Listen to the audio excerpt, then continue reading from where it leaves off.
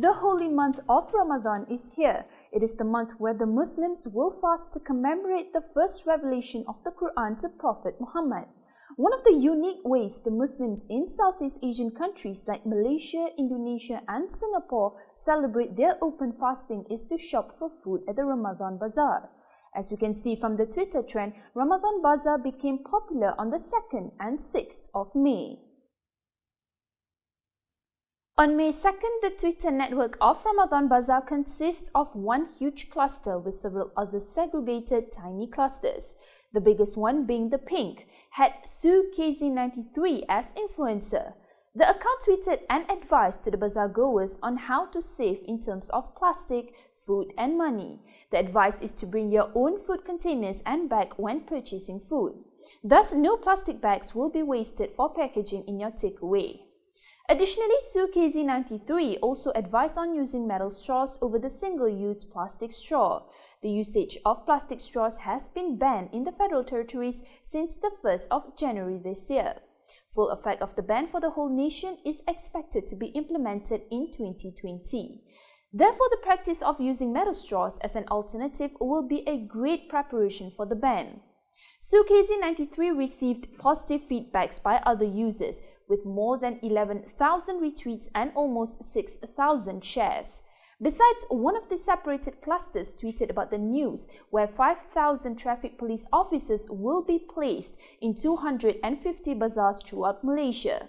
This means, on average, there will be 20 officers available at each Ramadhan Bazaar.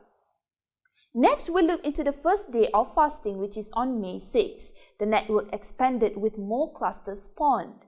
Some were heavily linked to one another and others were mildly connected. The pink cluster remains active in opposing plastic wastage. Users in this group worried that the waste produced from the bazaar would be littered on the streets.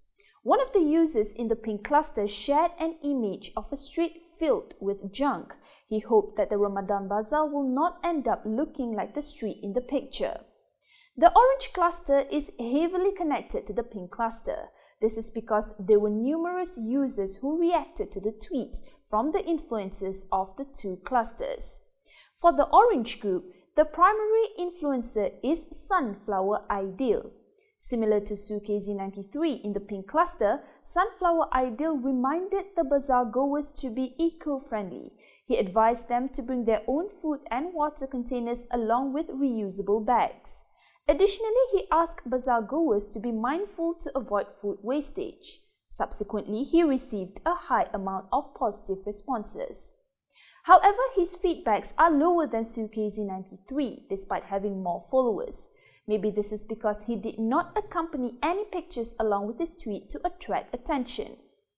In addition, the blue cluster is also quite close to both pink and orange cluster.